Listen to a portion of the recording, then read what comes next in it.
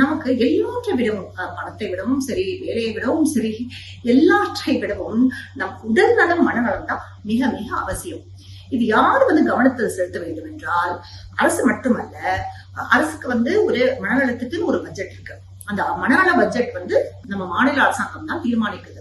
அதாவது முழு இந்த ஹெல்த்துக்கான பட்ஜெட் ஒன்றிய அரசுல இருந்து வந்தாலும் கூட மனநலத்துக்கான தனியான ஒரு ஒதுக்கப்படும் பட்ஜெட் என்பது மாநில அரசுகளால் நிர்ணயிக்கப்படுகிறது.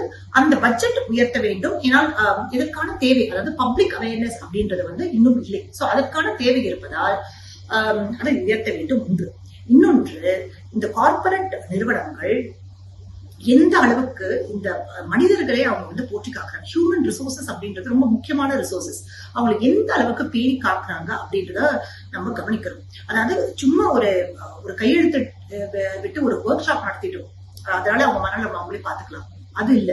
அவங்க சிஸ்டமிக்கா அவங்களுடைய கல்ச்சர், அவங்களுடைய கார்ப்பரேட் கல்ச்சர் எப்படி இருக்கு அப்படின்றத அவங்க மீண்டும் கவனம் செலுத்த வேண்டும்.